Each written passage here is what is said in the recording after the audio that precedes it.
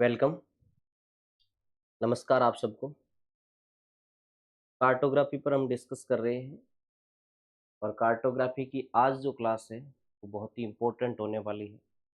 हर exam की दृष्टि से ज्योग्राफी के फुल एजुकेशन में लेक्चरर से लेकर के NVS, KVS, NET JRF, SET और असिस्टेंट प्रोफेसर और विभिन्न स्टेट की असिस्टेंट प्रोफेसर की भर्ती में कार्टोग्राफी में से बेसिक प्रोजेक्शन के क्वेश्चन पूछे जाते हैं। आज जो हमारी प्रोजेक्शन की क्लास है वो बेलनाकार यथाकृतिक प्रक्षेप जिन्हें हम मर्केटर प्रक्षेप के नाम से जानते हैं, मर्केटर प्रक्षेप को लेकर के हैं।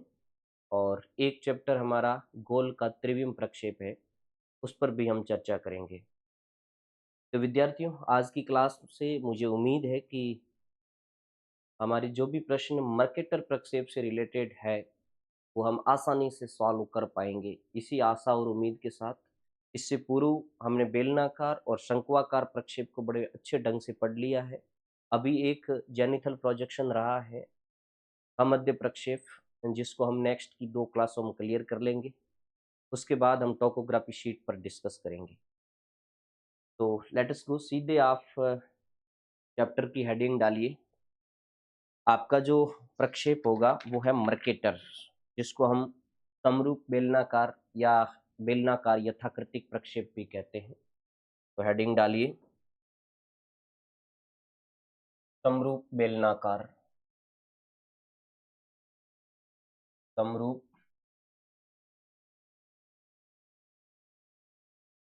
बेलनाकार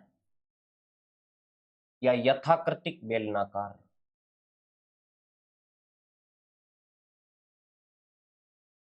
यथाकृतिक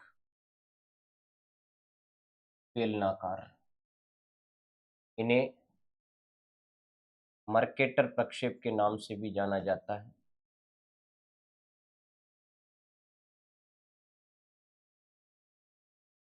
मर्केटर, दोनों शब्द भी यूज कर सकते हैं, मर्केटर या इस रूप में भी लिख सकते हैं आप,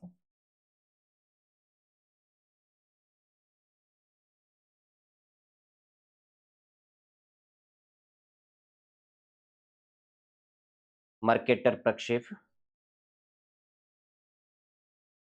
सॉरी, इस वर्ड को आप, कुछ बुकें हैं वो इस रूप में भी यूज करती है, मर्केटर।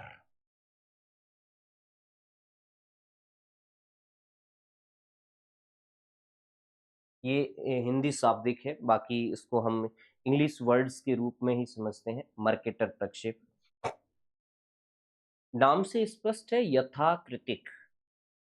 ध्यान से सुनना, ये आकृति को शुद्ध दिखाने वाला प्रक्षेप है। इससे पूर्व हमने बेलनाकार क्षम क्षेत्र के बारे में देखा, वो क्षेत्रफल को समान बताता है, और समदूरस्थ के बारे में देखा, वो दूरी को समान बताता है। लेकिन ये प्रक्षेप है वो आकृति को समान बताएगा, इसलिए इसको बेलनाकार यथाकृतिक प्रक्षेप कहते हैं। अब प्रश्न उठेगा, इन्हें मर्केटर क्यों कहते हैं? तो इस प्रक्षेप की जो बनावट थी, इसकी जो रचना थी, वो सबसे पहले गिरार्डस मर्केटर नाम के एक डच मानचित्रकार ने की थी, इसलिए इसका नाम पड़ गया मर्केटर प्रक्षेप। तो एरो करके लिखिए, इसे डच मानचित्रकार, इसे डच मानचित्रकार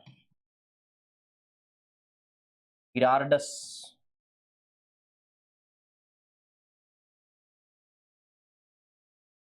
मर्केटर ने 1559 में बनाया था। इस कारण इसे मर्केटर प्रक्षेप कहते हैं। अब दोनों चीजें क्लियर हो गई। इसको यथाकृतिक क्यों कहते हैं? क्योंकि इनकी आकृति है वो शुद्ध रहती है। इस प्रक्षेप पर बने हुए क्षेत्रों की आकृति शुद्ध रहती है, इस कारण इन्हें यथाकृतिक कहते हैं। इन्हें मर्केटर क्यों कहते हैं? इन्हें मर्केटर इसलिए कहते हैं कि इनका निर्माण गिरार्डस मर्केटर नाम के विद्वान ने किया था। ये सन विद्यार्थियों जरूर याद रखना, 1559 में, और कहाँ का था? डच मानचित्रकार था। अब एक प्रश्न उठता है कि ये यथाकृतिक क्यों है? पूर्व के सारे प्रक्षेपों में मैंने डिटेल से बताया था कि किसी प्रक्षेप को समक्षेत्रफल कहने के पीछे लॉजिक क्या है, तर्क क्या है। यानी ऐसा उस प्रक्षेप पर अक्षांशों और देशांतरों के बनाते समय क्या ध्यान रखा जाता है कि उसमें क्षेत्रफल शुद्ध आता है या दिशा शुद्ध आती है। तो वही प्रश्न इसमें उठेगा कि ये यथाकृतिक प्रक्षेप है क्यों। तो एरो करके लिखिए, ये यथाकृतिक प्रक्षेप है क्योंकि अक्षांश रेखाओं को वास्तविक लंबाई के अनुरूप बढ़ा करके भूमध्य रेखा के बराबर बनाया गया है। अभी मैं आपको समझाऊंगा, सीधा आप लिखिए एरो करके, ये यथाकृतिक है, ये यथाकृतिक है क्योंकि अक्षांश रेखाओं को क्योंकि अक्षांश रेखाओं को वास्तविक लंबाई से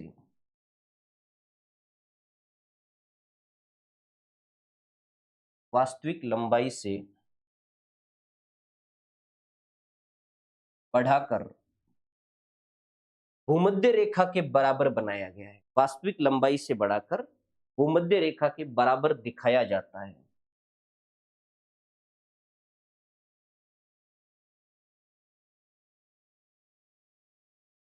भूमध्य रेखा के बराबर दिखाया जाता है तथा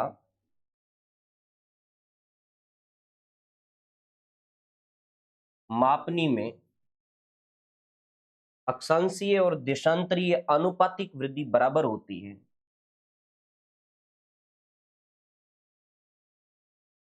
अक्षांशीय व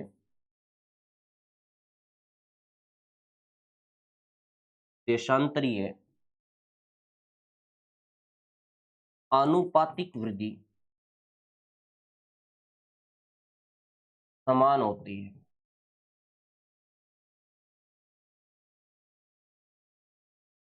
विद्यार्थियों, ये लाइन थोड़ी टफ है, लेकिन जब आप इसको मानचित्र की सहायता से, सॉरी प्रोजेक्शन की सहायता से समझने की कोशिश करेंगे तो ये आराम से बैठ जाएगी। ये यथाकृतिक है क्यों है, तो इसके पीछे दो लॉजिक है विद्यार्थियों, ध्यान रखना, और ये लॉजिक एग्जाम की दृष्टि से इंपॉर्टेंट हो सकती है। पहला लॉजिक तो ये है कि समस्त अक्षांश रेखाएं केवल भूमध्य रेखा को छोड़कर, समस्त अक्षांश रेखाएं, ध्यान से सुनना, केवल भूमध्य रेखा को छोड़कर सभी अपनी वास्तविक लंबाई से बढ़ी हुई है।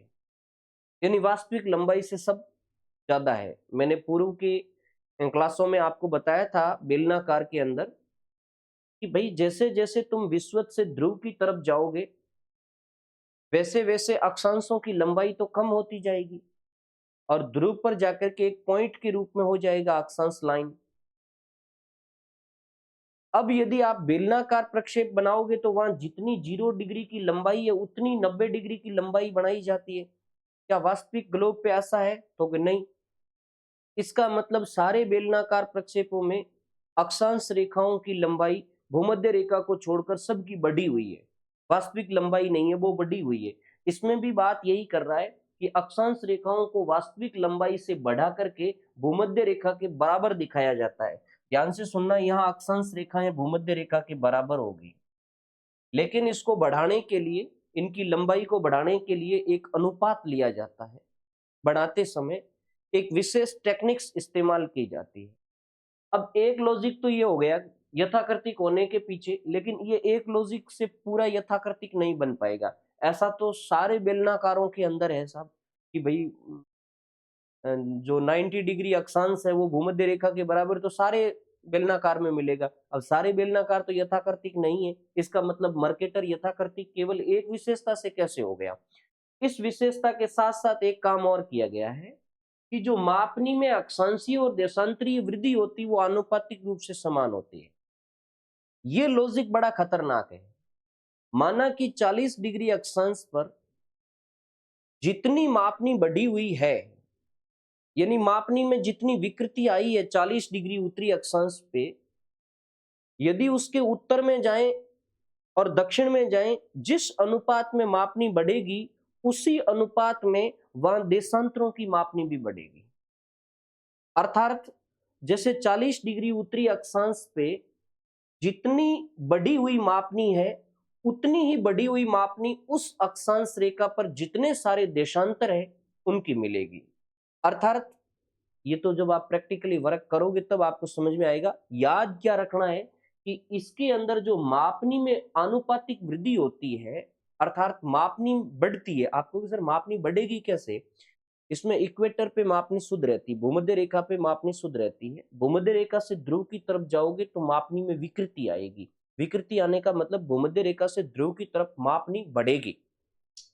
तो जिस अनुपात में अक्षांशों की मापनी बढ़ती है उसी अनुपात में देशांतरों की मापनी भी बढ़ती है। इस कारण अक्षांशों और देशांतरों की मापनी में समान परिवर्तन होने के कारण ये आकृति यथाकृति होगी, यानी इसकी आकृति है वो शुद्ध आएगी। तो ये दोनों चीजें हैं यथाकृति के पीछे लॉजिक है।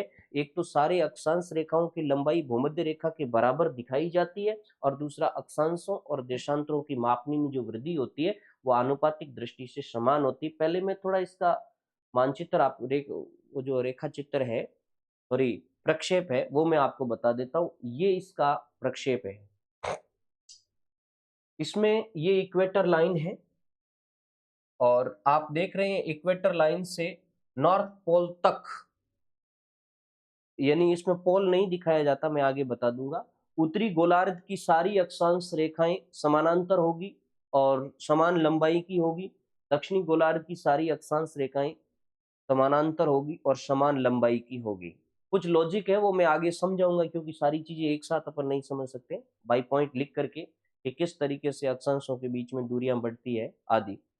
और देशांतर रेखाओं की बात करें तो देशांतर रेखाएं सभी एक दूसरे के साथ समकोण बनाती हुई खींची गई है, अक्षांशों के साथ समानांतर है और समान लंबाई की है। ये प्रोजेक्शन है मर्केटर प्रक्षेप। अभी यथाकृतिक की विशेषता आपके समझ में आ गई।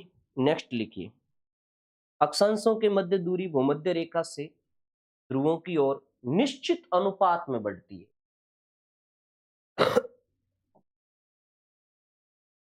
नेक्स्ट लिखिए, अक्षांश रेखाओं के मध्य की दूरी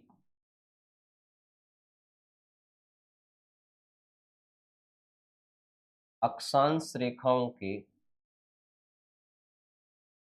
मध्य की दूरी भूमध्य रेखा से ध्रुवों की ओर निश्चित अनुपात में बढ़ती है। भूमध्य रेखा से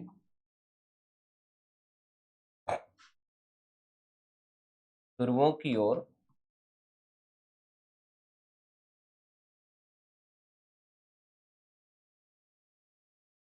निश्चित अनुपात में बढ़ती है।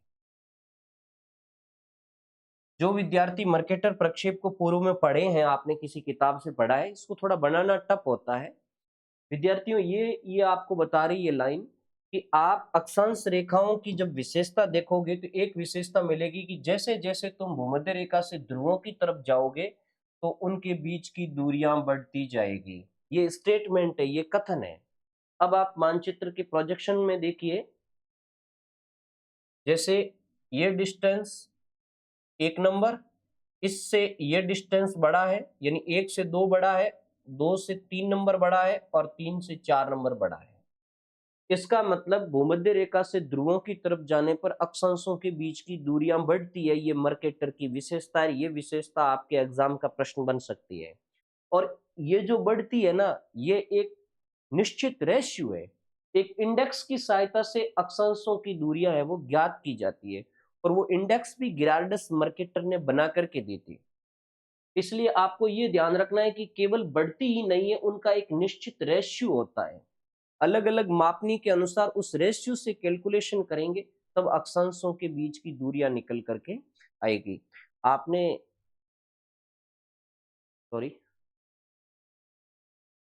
आपने मर्केटर प्रक्षेप को बनाया होगा या बेलनाकार प्रक्षेप को बनाया होगा।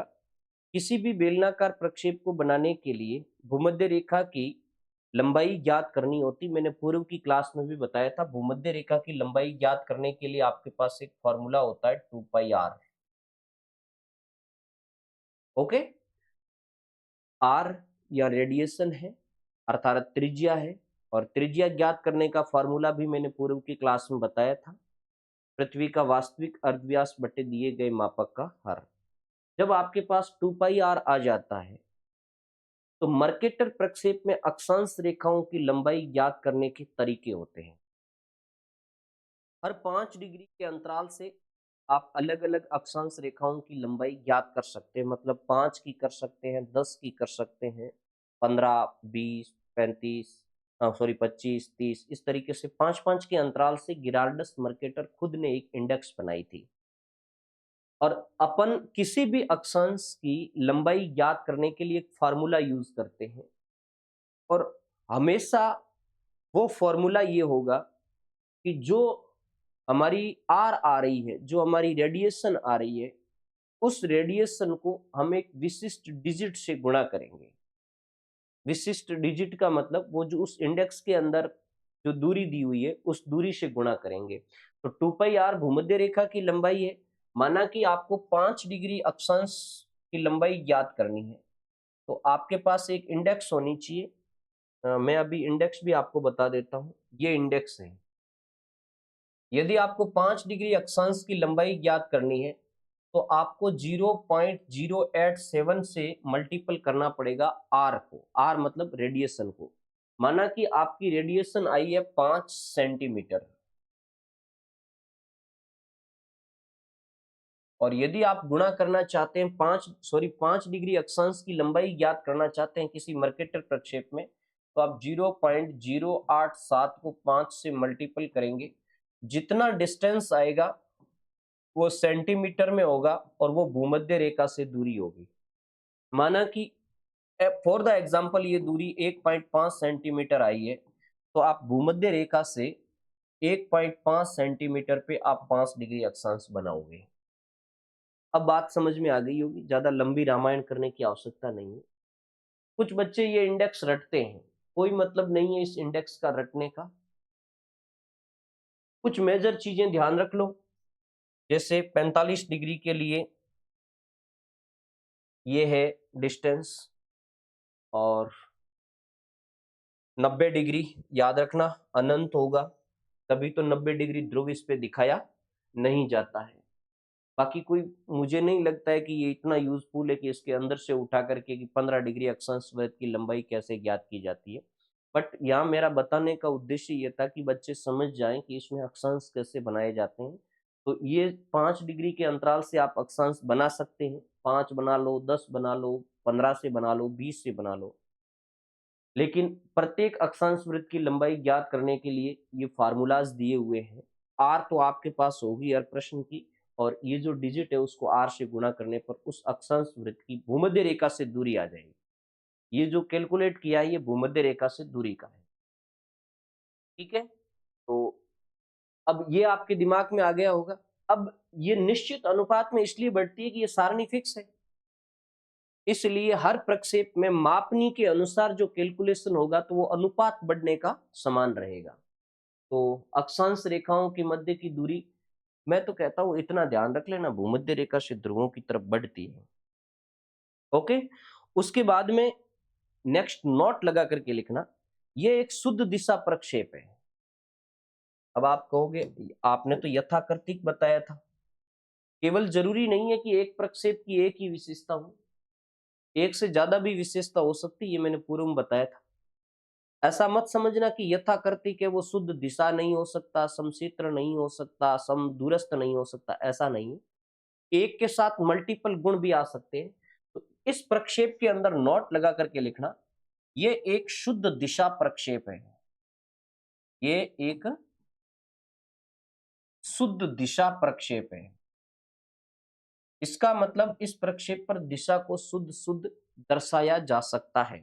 ये एक शुद्ध दिशा प्रक्षेप है। नीचे एरो करके लिखो, दो बिंदुओं के बीच की दिशा ग्लोब पर प्रदर्शित वास्तविक दिशा के समान है। मैं समझाऊंगा, अभी आप लिखो,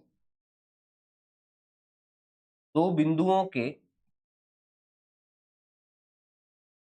बीच की दिशा ग्लोब पर प्रदर्शित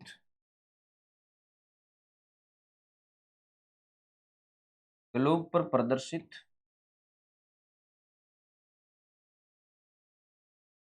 वास्तविक दिशा के समान है।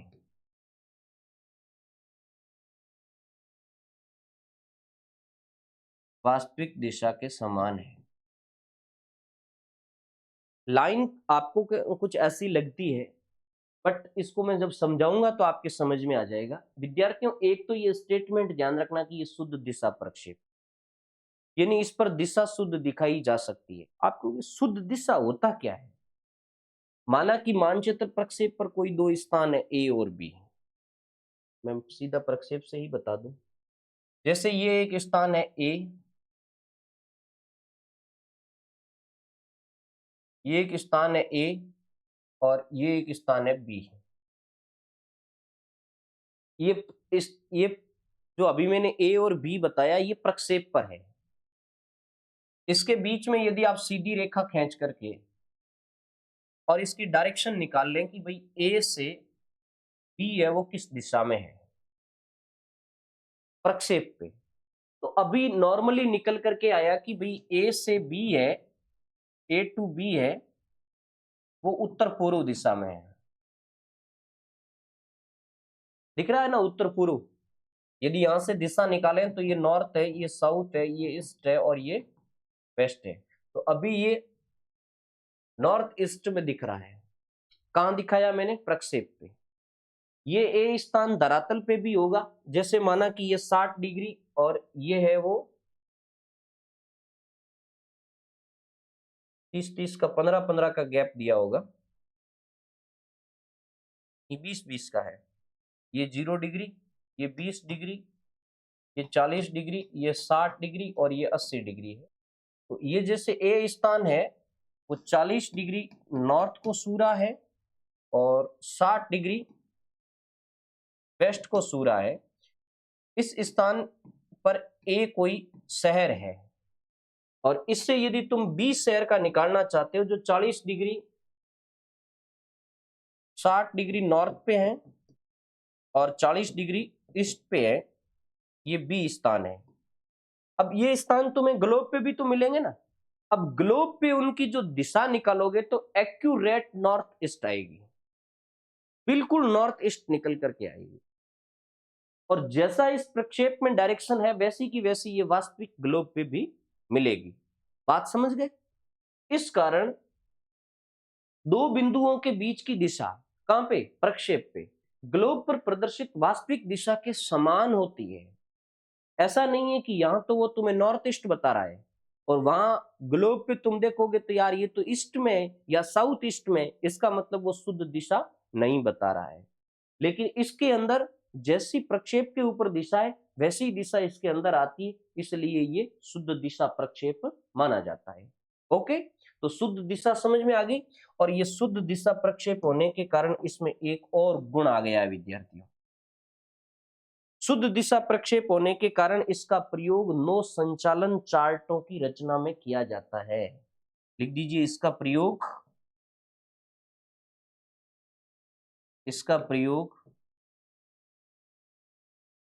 नो संचालन चार्टों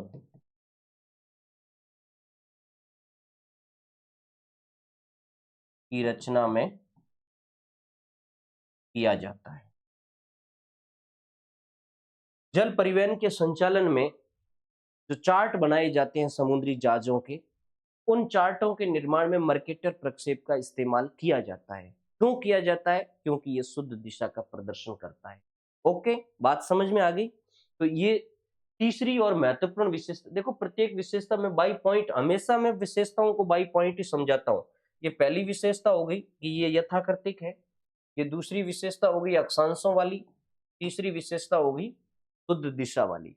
एक एक विशेषता प्रश्न है, चाहे स्टेटमेंट के रूप में हो, चाहे व्याख्या के रूप में हो, किसी भी रूप में हो, वो आपको समझना है कि उन्हें हम किस रूप में लेते हैं। उसके बाद नेक्स्ट, मर्केटर प्रक्षेप की चौथी विशेषता लिखिए, सभी अक्षांश रेखाएं सरल, समानांतर व बराबर लंबाई की है। ये मैंने पूर्व में भी बता दिया, यहां आपको फिर बता रहा हूं। सभी जो अक्षांश वृत्त है या सभी जो अक्षांश रेखाएं हैं वो सरल है। सरल है का मतलब सीधी है, समानांतर है, समानांतर होने का मतलब बीच में दूरी बराबर है, सरल है और समानांतर है और बराबर लंबाई की होने का तात्पर्य ये हुआ कि सभी भूमध्य रेखा के बराबर है, बराबर लंबाई की है। ये तो नॉर्मली प्रक्षेप के देखने से भी पता चल जाता है। पिछली क्लास में भी मैंने बताया था, समानांतर और सरल दोनों अलग है। सरल का मतलब सीधी है। देखो समानांतर तो एक मानक अक्षांश वाले शंक्वाकार प्रक्षेप में भी थी, लेकिन वहां सरल नहीं थी। यहाँ सरल है, सरल का मतलब सीधी रेखा के रूप में है, और समानांतर का मतलब दो के बीच में बराबर दूरी है। ओके, नेक्स्ट 5वीं विशेषता लिखिए, भूमध्य रेखा पर मापनी शुद्ध है और अन्य अक्षांश वृत्तों पर बढ़ी हुई है। 5वीं, मैं हर प्रक्षेप के अंदर बताता आया हूं कि मापनी की शुद्धता कहाँ रहती है। तो या लिखिए, मापनी की शुद्धता भूमध्य रेखा पर शुद्ध होती है, भूमध्य रेखा पर शुद्ध होती है, अन्य अक्षांश वृत्तों पर बढ़ी हुई होती है। याद रखना, बढ़ी हुई होती है, अन्य अक्षांश वृत्तों पर बढ़ी हुई होती है। ये बढ़ा हुआ सब पकड़ लेना। शुद्ध कहाँ मिलेगी आपको? भूमध्य रेखा पे, बाकी अक्षांशों पे बढ़ी हुई मिलेगी। देशांतर रेखाएं सरल है, बराबर अंतराल से हैं और समानांतर है। तो देशांतरों की विशेषता भी लिख दीजिए। आप पूरा लिखिए, मैं शॉर्ट में लिख रहा हूं। देशांतर रेखाएं सरल है, समानांतर है,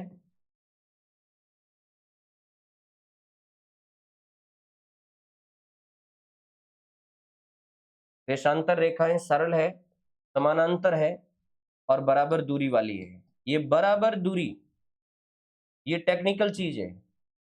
कई बार हम पढ़ते पढ़ते क्या करते हैं, हाँ नॉर्मल है, और उसके ऊपर हम ध्यान नहीं देते हैं, वहां से उछल करके चले जाते हैं। वही प्रश्न एग्जाम में हमारे लिए एक सरदर्द बन जाता है। देखो, यहां हमने देखा था अक्षांश रेखाएं सरल है, समानांतर है, लेकिन बराबर लंबाई वाली है। बराबर लंबाई की बात करी थी, बराबर दूरी की बात नहीं करी थी। यदि अक्षांश रेखाओं के साथ बराबर दूरी शब्द आ जाए तो गलत है, वो बराबर दूरी वाली नहीं है, क्योंकि उसमें भूमध्य रेखा से ध्रुव की तरफ जाने पर दूरियां बढ़ती है। जबकि देशांतर रेखाएं सभी सरल है, समानांतर है और बराबर दूरी की है। सभी देशांतर रेखाओं के बीच में आपको दूरियां बराबर मिलेगी। आप गौर से देख लीजिए, इसके और इसके बीच में जितनी दूरी है उतनी इसके और इसके बीच में है, उतनी इसके और इसके बीच में। ओके, सारी देशांतर रेखाओं के बीच की दूरियां बराबर है। और आपको पता है, देशांतर रेखाओं के बीच का डिस्टेंस निकालने के लिए एक फॉर्मूला यूज किया जाता है। मैंने बेलनाकार सारे प्रक्षेप जो पुराने थे उसके अंदर बताया था, 2πr मल्टीपल अंतराल बटे 360, यानी भूमध्य रेखा की लंबाई गुणा मानचित्र प्रक्षेप में जितना अंतराल दिया हुआ है बटे 360। तो छठी विशेषता होगी, देशांतर रेखाएं सरल है, समानांतर है और बराबर दूरी की है। 7वीं लिखी, अक्षांश और देशांतर एक दूसरे को समकोण पर काटते हैं। ये तो आप सबको समझ में आ ही गया प्रक्षेप देखने से ही। अक्षांश व देशांतर रेखाएं, आप पूरा लिखना हो, अक्षांश व देशांतर रेखाएं एक दूसरे को समकोण पर काटते हैं, एक दूसरे को समकोण पर काटते हैं। सिलेंड्रिकल जितने हैं, बेलनाकार जितने, उन सब में समकोण पर काटेंगे। अब नोट लगा करके लिखो, इस प्रक्षेप में 90 डिग्री ध्रुव को नहीं दिखाया जाता है। 8वां लिखिए, 90 डिग्री ध्रुव को नहीं दिखाया जाता है, नहीं दिखाया जाता है। ये बात इंपॉर्टेंट है, इसको नोट करके लिख दीजिए, कई एग्जामों में इसको पूछा गया है। एकमात्र बेलनाकार प्रक्षेप है, बेलनाकार की बात कर रहा हूं, एकमात्र बेलनाकार प्रक्षेप है जिसमें 90 डिग्री नहीं दिखाया जाएगा। 89 डिग्री तक प्रक्षेप बन सकता है, लेकिन 90 डिग्री नहीं दिखाया जाएगा। आप कहोगे सर ऐसा क्यों है? क्योंकि गिरार्डस मर्केटर ने जो इंडेक्स बनाई थी उसमें 90 डिग्री के लिए अनंत शब्द यूज किया था, और जब आप अनंत को r से मल्टीपल करोगे तो ये तो अनंत ही निकल करके आएगा, तो उसका डिस्टेंस ज्ञात किया ही नहीं जा सकता। इसलिए कभी भी मर्केटर प्रक्षेप के अंदर 90 डिग्री ध्रुव को नहीं दिखाया जाता है। उसके बाद एक जो मैंने यथाकृति का क्लेरिफिकेशन किया था, उसके संदर्भ में आप लिख लीजिए। इस प्रक्षेप में थोड़ा लेंथी है, काफी लंबी लाइन को मैं शॉर्ट करके दिखाऊंगा। वहां आपको एक चीज देखने को मिलेगी कि इसके यथाकृतिक होने के पीछे जो मैंने एक लॉजिक बताया था ना, ये वाला लॉजिक, ये कि अक्षांशीय और देशांतरीय आनुपातिक वृद्धि समान होती, इसमें वो कुछ तुम्हें घुमा करके भी पूछ सकता है। तो नेक्स्ट लिखिए, इसमें मापनी में वृद्धि आनुपातिक रूप से समान होती है, ऐसे लिखें। इसमें मापनी में वृद्धि आनुपातिक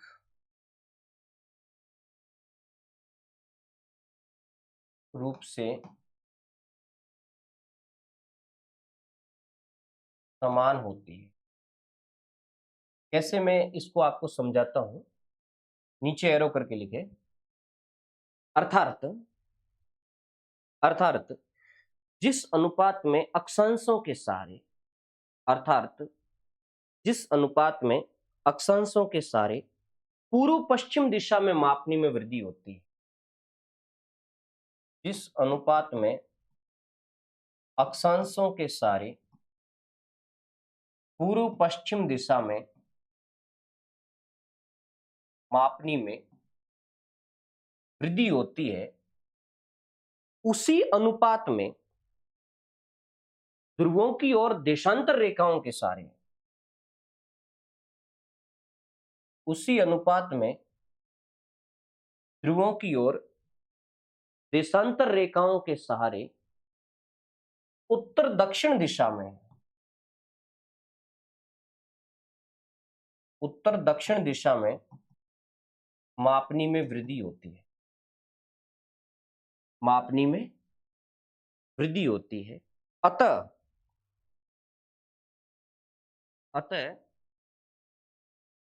जहां अक्षांश देशांतर एक दूसरे को काटते हैं, बड़ी मार्मिक गहरी लाइनें हो, जहां अक्षांश देशांतर एक दूसरे को काटते हैं, वहां से प्रत्येक दिशा में मापनी में समान वृद्धि होती है। अतः जहां अक्षांश देशांतर एक दूसरे को काटते हैं, वहां से प्रत्येक दिशा में मापनी समान रहती है, ऐसे लिख दो। प्रत्येक दिशा में मापनी समान रहती है, वहां से प्रत्येक दिशा में मापनी समान रहती है। इस कारण ये यथाकृतिक है, इस कारण ये यथाकृतिक है। कई बच्चे इस पूरी लैंग्वेज में उलझ जाते हैं, बट ये सारी चीज तो मैंने समझाने के लिए बताई। स्टेटमेंट ये ध्यान रखना है कि मापनी में वृद्धि आनुपातिक रूप से समान होती है। अब आप कहोगे सर कैसे?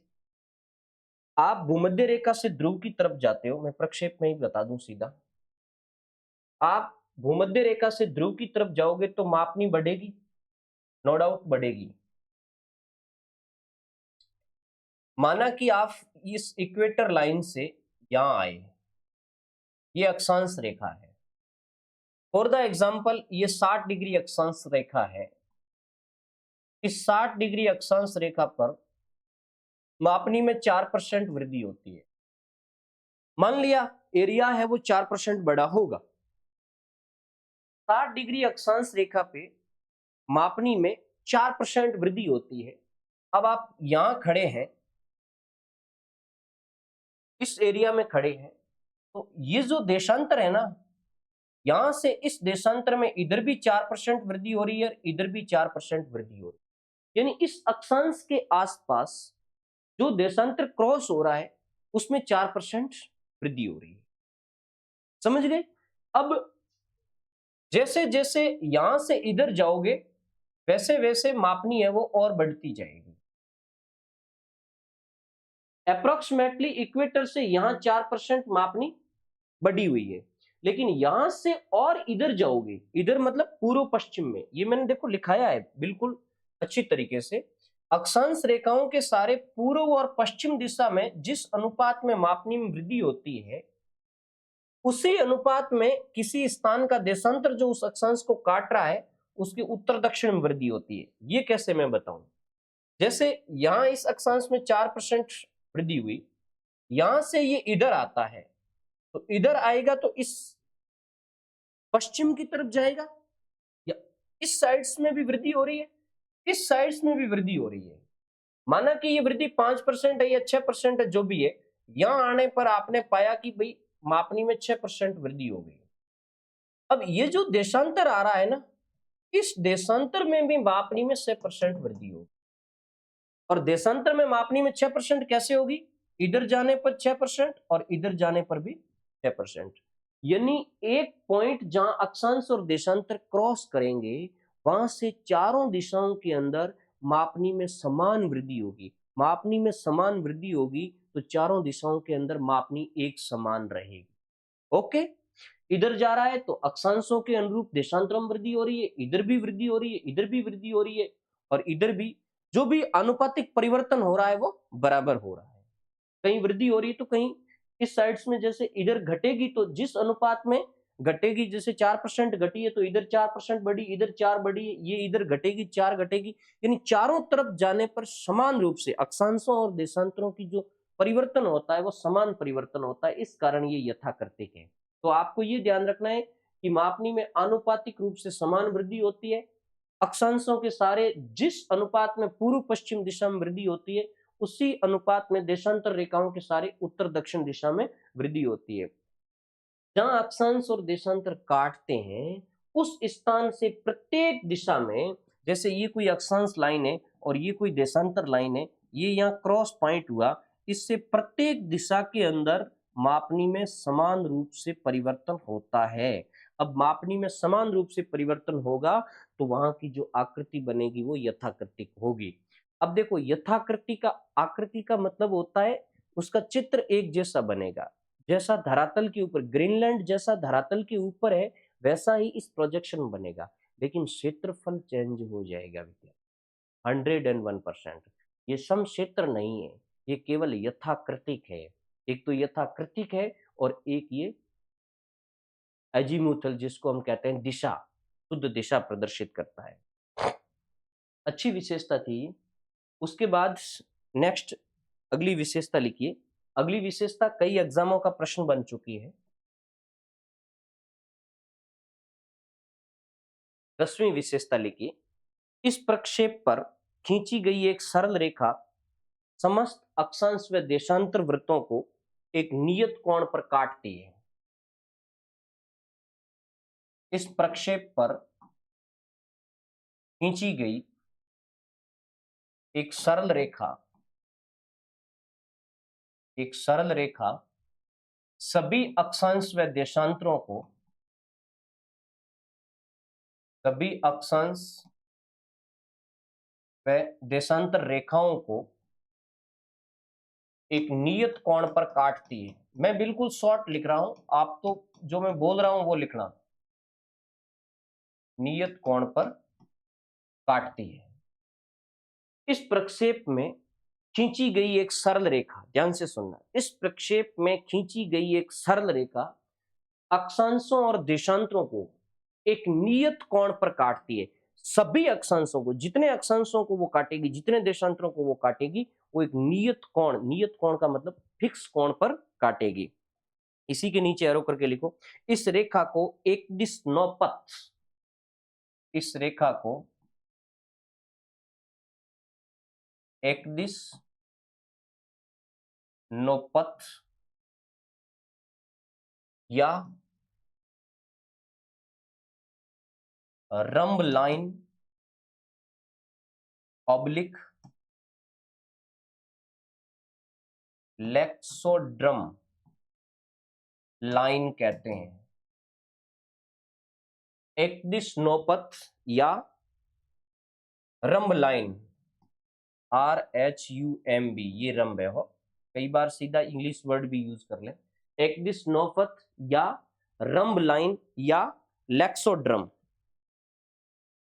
लेक्सो या लेक्साड्रम भी कहते हैं इसको।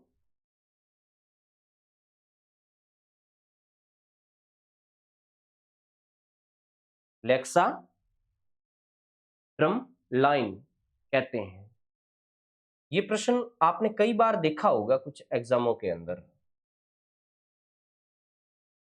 प्रश्न इस रूप में आएगा विद्यार्थियों कि मर्केटर प्रक्षेप पर खींची गई सरल रेखा क्या कहलाती है। तो मर्केटर प्रक्षेप पर खींची गई सरल रेखा एक दिश नौपथ या रंब लाइन या लेक्सोड्रम लाइन कहते हैं। पहले उस ऊपर वाले को समझा देता हूं कि आप मर्केटर प्रक्षेप पर कोई भी सरल रेखा खींचोगे तो वो प्रत्येक अक्षांश को एक नियत कोण पर काटेगी और प्रत्येक देशांतर को भी एक नियत कोण पर काटेगी। ये आपके सामने एक प्रक्षेप है। इस पर मैं एक लाइन खींच देता हूं। देखो ध्यान से सुनना, लाइन सरल होनी चाहिए, सीधी लाइन होनी चाहिए, स्ट्रेट, उसमें कर्व नहीं होना चाहिए।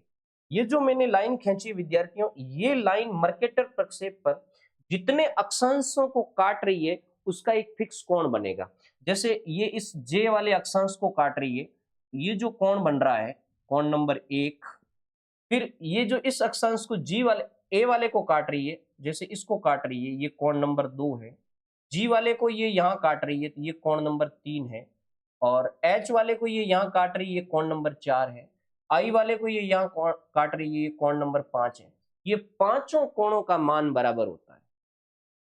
ये नियत है। नियत का मतलब बराबर कोण है, समझ गए। अब ये जो देशांतरों को काटेगी ना उसका भी कोण विद्यार्थियों बराबर बनेगा। इसीलिए तो ये शुद्ध दिशा बताएगा। इस प्रक्षेप की रचना ही इस तरीके से की गई है। तो अब मैं दूसरे वाले कोण की बात कर लेता हूं, है ना।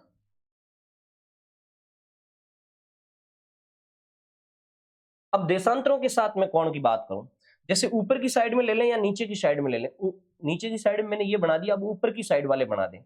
जैसे ये इस 120 देशांतर को काट रही है तो ये जो कोण बन रहा है 1 नंबर कोण, उसके बाद ये जो कोण बन रहा है 2 नंबर कोण, ये कोण बन रहा है 3 नंबर, ये जो कोण बन रहा है 4 नंबर, ये कोण बन रहा है 5 नंबर, ये कोण बन रहा है 6 नंबर, ये कोण बन रहा है 7 और ये कोण बन रहा है 8। ये 1 to 8 ये सारे कोण बराबर होंगे। आप कहोगे सर अक्षांश वाले उतने भी देशांतर वाले होंगे? नहीं, सारे अक्षांशों के कांस्टेंट एंगल होंगे, यानी नियत मान होंगे, नियत कोण होगा, और सारे देशांतरों का नियत कोण होगा। ये रंब लाइन की विशेषता है, ये लेक्सोड्रम लाइन की विशेषता है। तो आपको ये ध्यान रखना है कि इक्वेटर प्रक्षेप पर, मर्केटर प्रक्षेप पर खींची गई एक सरल रेखा सभी अक्षांशों और देशांतरों को नियत कोण पे काटेगी, ये विशेषता है। और यही रेखा जो इस मर्केटर प्रक्षेप पे खींची गई है इसको रंब रेखा भी कहते हैं, एक दिश नौपथ लाइन भी कहते हैं और लेक्सोड्रम लाइन भी कहते हैं। और अब नीचे नोट लगा करके लिखो, ये रेखा एक नियत दिक्मान यानी दिशा वाली होती है। यह रेखा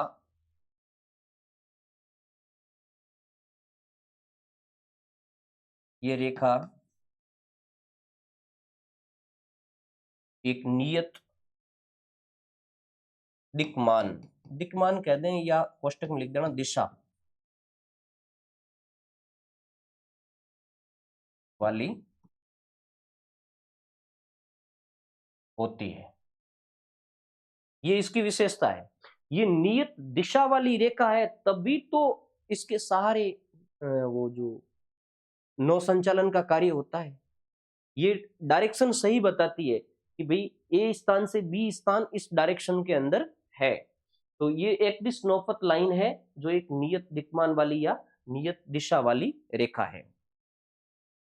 और नेक्स्ट 11वीं विशेषता लिख दो कि शुद्ध दिशा के गुण के कारण समुद्री नौ परिवहन में इसका प्रयोग किया जाता है। ये बात तो पहले भी आई थी, लेकिन यहां और अपन शुद्ध दिशा के बारे में देख लेते हैं। शुद्ध दिशा के कारण समुद्री नौ परिवहन में इसका उपयोग किया जाता है। प्रक्षेप की बात कर रहा हूं, समुद्री नौ परिवहन में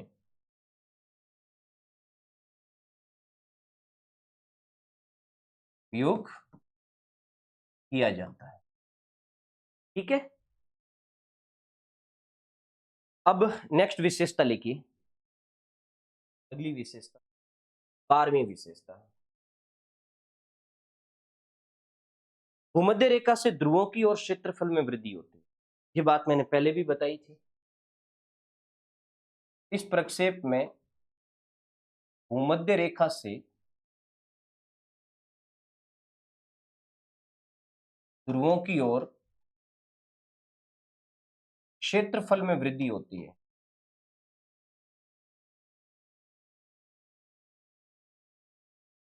क्यों? वैसे नॉर्मली देखें तो जैसे जैसे ध्रुव की तरफ जाते हैं वैसे वैसे अक्षांशों के बीच की दूरियां बढ़ती है, जबकि वास्तविक धरातल पे ऐसा नहीं है। अक्षांश की दूरियां लगभग लगभग समान रहती है। यदि कोई परिवर्तन होता है तो माइनर, लेकिन इसमें बहुत बड़ा परिवर्तन होता है, और बहुत बड़ा परिवर्तन होने के कारण वह क्षेत्रफल बढ़ जाएगा, यानी एरिया है वो बड़ा दिखाया जाएगा। इसमें एक लॉजिक भी है, कुछ विद्वानों ने कैलकुलेशन करके एक तारक भी दिया कि भाई 60 डिग्री अक्षांश पर जाओगे तो क्षेत्रफल 4 गुना बढ़ जाएगा, और 75 डिग्री पे तो 15 गुना बढ़ जाएगा। यानी आप 60 डिग्री अक्षांश पे जाओगे, चाहे नॉर्थ में जाओ चाहे दक्षिण में जाओ, तो आपका जो क्षेत्रफल होगा वो 4 गुना बढ़ जाएगा। और यदि आप 75 डिग्री अक्षांश पे चले गए इस प्रक्षेप में, तो आपका जो क्षेत्रफल होगा वो 15 गुना बढ़ेगा। इस चीज का ध्यान रखना है आपको। और इसी गुण के कारण इस प्रक्षेप पर ग्रीनलैंड की आकृति दक्षिणी अमेरिका के बराबर दिखती है, जबकि एक्चुअल के अंदर ग्रीनलैंड दक्षिण अमेरिका से काफी छोटा है। लगभग अपन मान सकते हैं 1/10 गुना छोटा है। तो नीचे एरो करके लिखो। इसके कारण ग्रीनलैंड दक्षिणी अमेरिका से बड़ा दिखाई देता है। इस कारण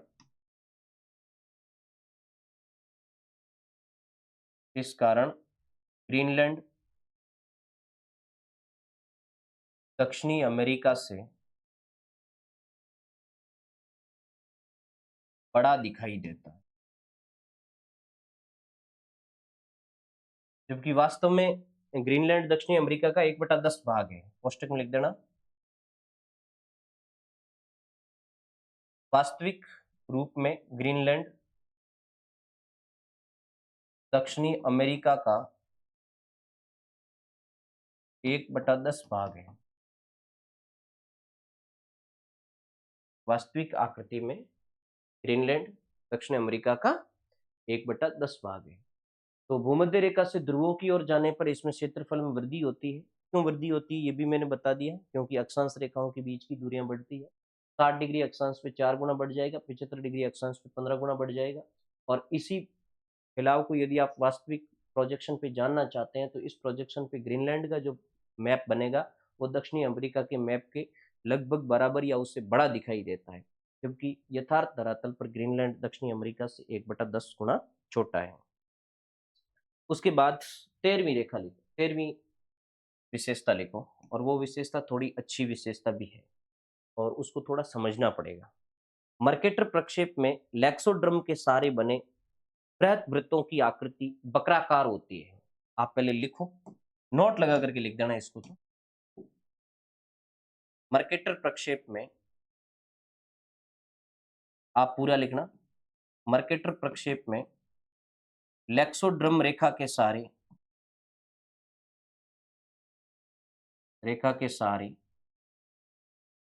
बने बृहत वृत्तों की बने बृहत वृत्तों की आकृति वक्राकार होती है। आकृति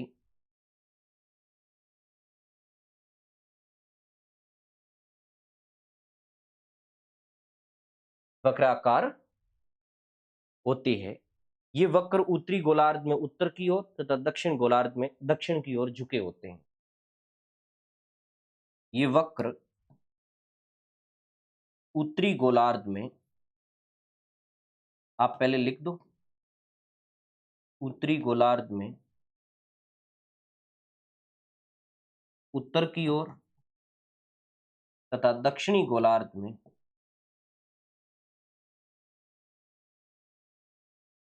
दक्षिणी गोलार्ध में दक्षिण की ओर झुके होते हैं।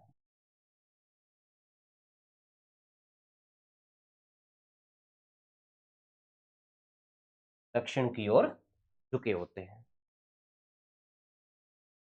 लिख दिया। अब इसको पूरा समझ लो। लेक्सोड्रम लाइन, सॉरी, ये वक्र है क्या, वृत्त क्या है? मर्केटर प्रक्षेप में लेक्सोड्रम के सारे वृत्त बनेंगे। आपको उसे क्यों बनेंगे? जब नौ परिवहन किया जाता है तो इस गोल पृथ्वी पर परिवहन की डायरेक्शन सही बनी रहे और सही स्थान पर पहुंच सके, इसके लिए नौ परिवहन चार्टों में लेक्सोड्रम लाइन के सहारे उस लाइन के दोनों बिंदुओं को बृहत वृत्त से मिलाया जाता है। बृहत वृत्त का मतलब एक ऐसा सर्किल बनाया जाता है जो उस पूरी पृथ्वी को दो हिस्सों में विभाजित करें। लेकिन आपको क्या ध्यान रखना है कि इस प्रक्षेप में लेक्सोड्रम रेखा के सहारे ग्रेट सर्किल बनते हैं। उन ग्रेट सर्किलों की आकृति कर्व जैसी होती है, हल्का सा मोड़ होता है उसमें, पूरा वृत्त साइज नहीं होता है, हल्का कर्व लिया हुआ होता है, उभरा हुआ भाग, उत्तल कर्व लिया हुआ होता है। अभी मैं बताऊंगा। तो आपको तो बस पहले तो ये लाइन रटो, उसके बाद में मैं समझाऊंगा कि लेक्सोड्रम रेखा के सहारे बने ग्रेट सर्किल, जैसे प्रश्न तो यही आ जाए कि लेक्सोड्रम रेखा के सहारे बने वृत्त क्या कहलाते हैं? बृहत वृत्त कहलाते हैं। क्योंकि बृहत वृत्त कोई पूरा वृत्त नहीं है, मैंने पहले आपको बताया था। बृहत वृत्त एक चाप है, एक वृत्त का चाप है, लेकिन वो वृत्त ऐसा है, वो पृथ्वी को दो बराबर हिस्सों में बांटता है। लेकिन लेक्सोड्रम रेखा के सारे बने बृहत वृत्तों की आकृति वक्राकार होती है। जब ये वक्र बनाओगे तो उत्तरी गोलार्ध के अंदर ये वक्र उत्तर की ओर होंगे और दक्षिण गोलार्ध में ये वक्र दक्षिण की ओर होंगे। थोड़ा सा मैं भाई मैप बता दूं, यहां देख लीजिए, काफी अच्छी तरीके से अपन समझने की कोशिश करेंगे। ये जैसे एक पॉइंट है एच, एच मीन्स होनोलुलु, और ये पॉइंट है लंदन का एल, एल मीन्स, माना कि ये मर्केटर प्रक्षेप है और इस पर होनोलुलु से लंदन की ओर एक सीधी लाइन खींची गई है। बीच में एन मीन्स न्यूयॉर्क भी पड़ता है। यहां से सीधी लाइन खींची गई है। कहां से जाना है आपको? होनोलुलु से जाना है लंदन की ओर। जरूरी नहीं है समुद्री जहाजों से जाएं, वायुयानों से भी यात्रा होती है, लेकिन आजकल तो हाई टेक्निक्स आ चुकी है। बट यहां केवल आपको समझाया गया है कि होनोलुलु से लंदन जाना है। तो ये जो आपने लाइन खींची, ये लाइन तो कहलाएगी लेक्सोड्रम लाइन। इस लाइन के सारे एक वृत्त बनेगा। अब यदि ग्रेट सर्किल बनता, सॉरी, पूर्ण वृत्त बनता, वक्र न बनकर के पूर्ण वृत्त बनता, तो ये त्रिज्या का वृत्त इस तरीके से होता, ये वृत्त कुछ इस टाइप का होता,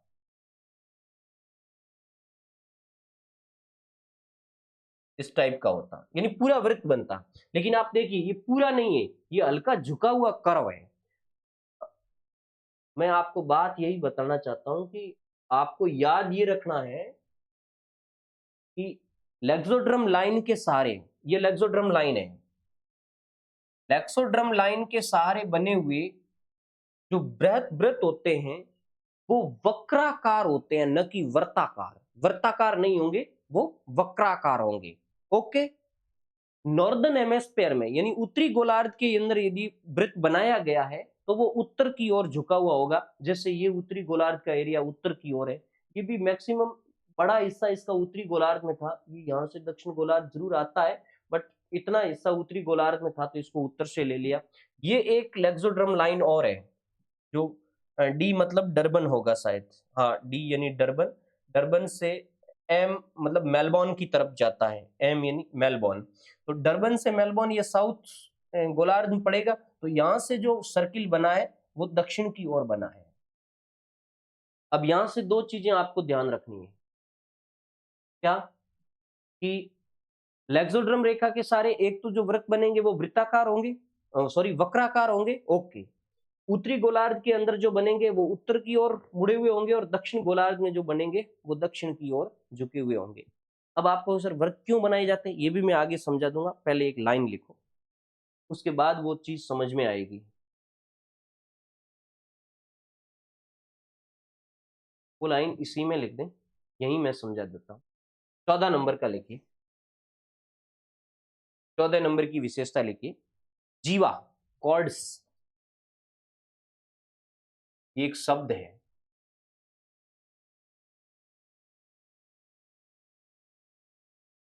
ये भी मर्केटर प्रक्षेप से रिलेटेड एक वर्ड है, जीवा कॉर्ड्स। देखो बृहत वृत्त के सारे खींची गई नियत दिक्मान वाली रेखा, नियत दिक्मान वाली रेखा, ऐसे लिखो, बृहत वृत्त के सारे खींची गई नियत दिक्मान वाली रेखा, नियत दिक्मान वाली रेखा मतलब लेक्सोड्रम, लेक्सोड्रम।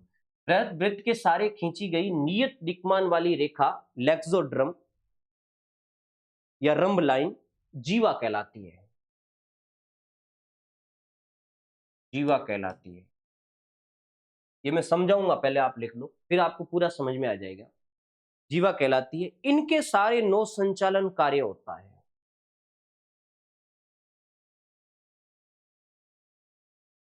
इनके सारे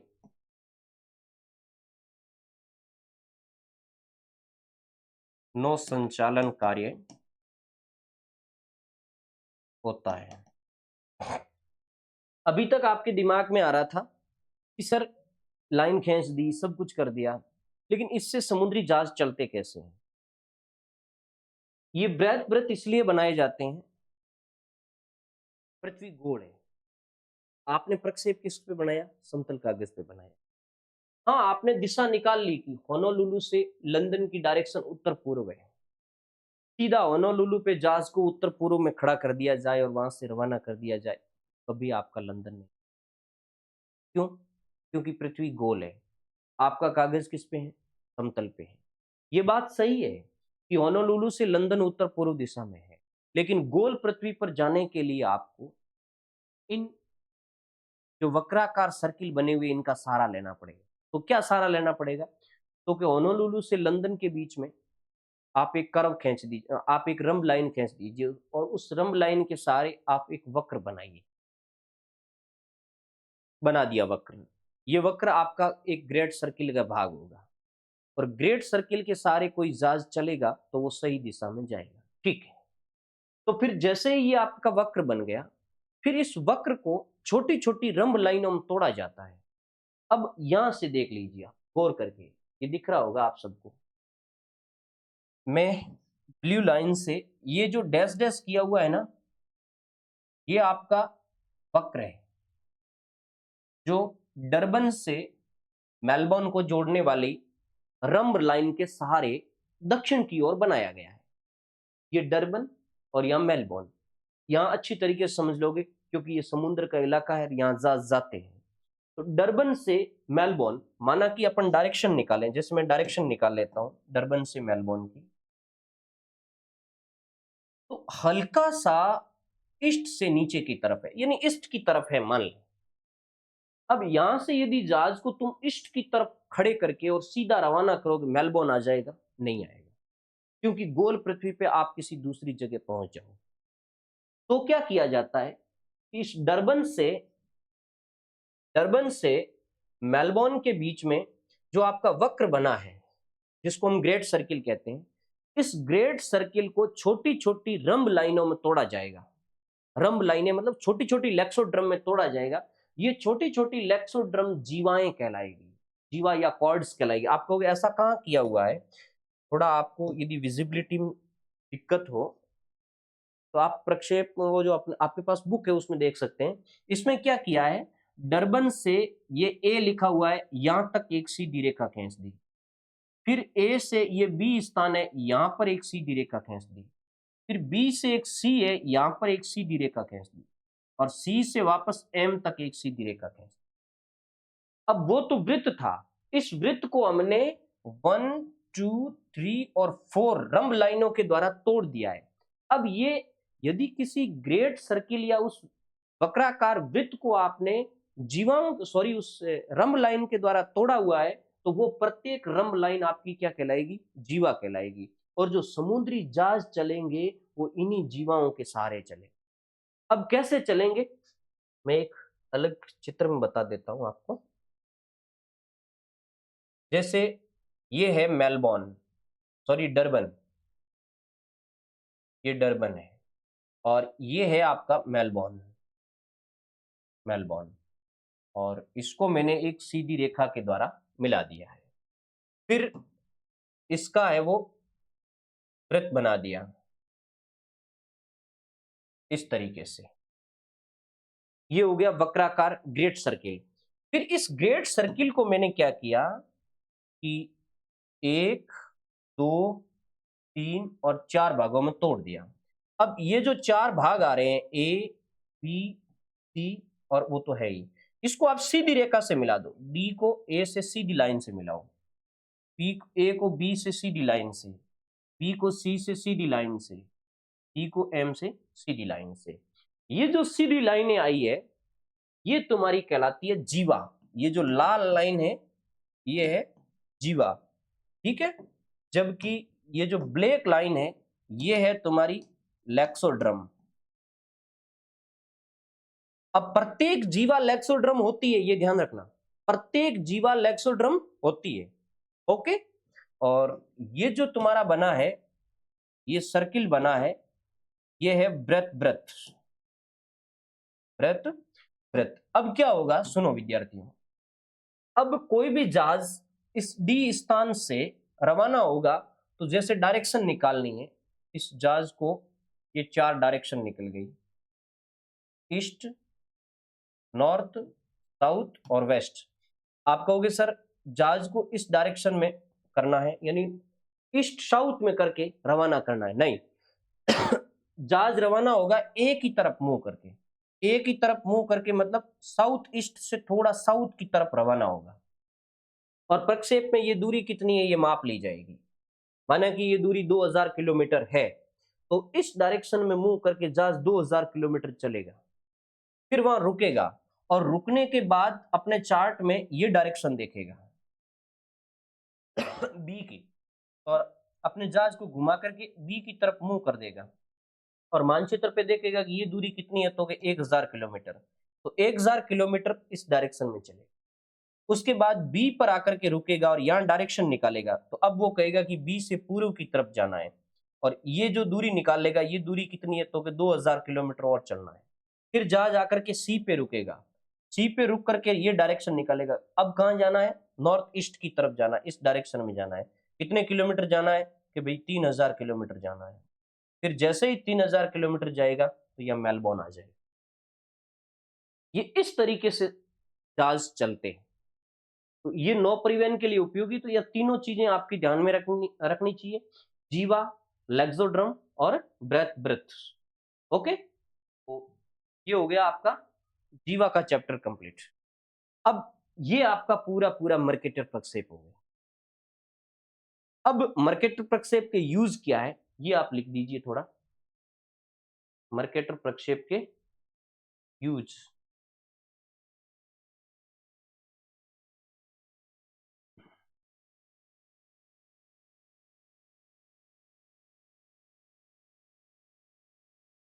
मर्केटर प्रक्षेप के उपयोग। तो एक उपयोग तो आ ही रहा है नौ संचालन कार्य में, ये तो आप सब जानते ही हैं। तो पहला तो लिख दीजिए, नौ परिवहन संचालन में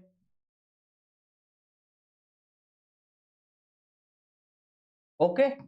अब कुछ गौण उपयोग, जो दूसरे उपयोग है, उन पर भी मैं बात कर लूं। जैसे पवनों की दिशा है, महासागरीय धारा है, तो इसमें लिख दो पवन दिशा। पवनों की दिशा बताने के लिए भी ये प्रक्षेप यूज किया जाता है। और महासागरीय जल धारा, जल धारा कौन सी, महासागरीय, आपको यदि प्रदर्शित करनी है तो भी इस प्रक्षेप का यूज कर सकते हैं। सामान्य जो जल प्रवाह प्रणालियां हैं, उनका भी प्रदर्शन इस प्रक्षेप के द्वारा किया जा सकता है, जल प्रवाह प्रणाली। इसके अलावा विश्व के दीवारी मानचित्र भी इससे बनते हैं। यदि आप विश्व के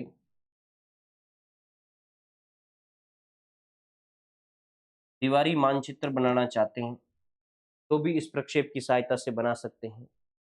एक ध्यान रखना, उच्च अक्षांशों के मानचित्रों के लिए ये अनुपयोगी है। ये आप लिख दो नोट लगा करके,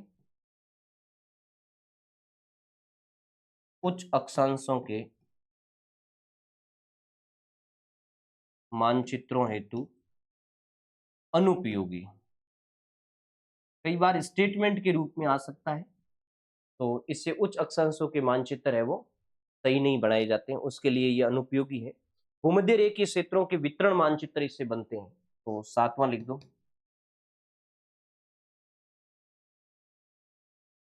भूमध्य रेखीय क्षेत्रों के वितरण मानचित्र हेतु उपयोगी। आप पूरा लिखना, वितरण मानचित्र हेतु उपयोगी।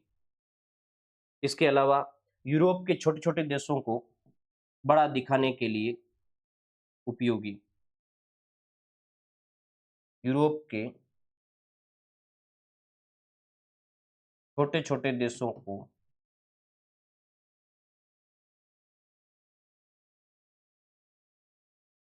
बड़ा दिखाने हेतु का उपयोग किया जाता है, प्रक्षेप का उपयोग किया जाता है। ये हो गया आपका मर्केटर प्रक्षेप। बहुत ही शानदार चैप्टर था मर्केटर प्रक्षेप। मुझे आशा और विश्वास है कि ये प्रक्षेप आपको बढ़िया ढंग से समझ में आया होगा। प्रश्न कहाँ से बनेंगे, लेक्सोड्रम लाइन से, जीवा से बनेंगे और ग्रेट सर्किल से बनेंगे। इनकी बनावट से रिलेटेड, अक्षांशों की क्या स्थिति है, देशांतरों की क्या स्थिति है, मापनी कहाँ शुद्ध रहती है, यूज कहाँ होता है, आदि। ये हो गया तुम्हारा मर्केटर प्रक्षेप। अभी क्लास काफ़ी लंबी हो गई है, अगली क्लास में हम गोल के त्रिविम प्रक्षेप और कुछ जेनिथल प्रोजेक्शन पर डिस्कस करेंगे। धन्यवाद।